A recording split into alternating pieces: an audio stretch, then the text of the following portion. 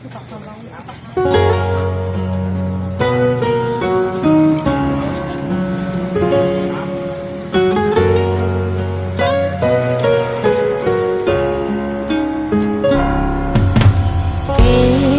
ra enak urip ning rantau, kudu prihatin lan gelem rekoso.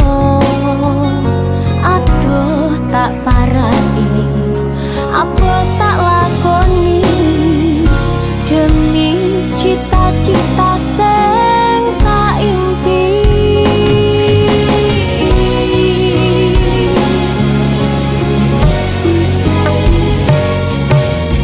Pahit lan getir ora tak rasakno, pengen sambat nanging karo sapa.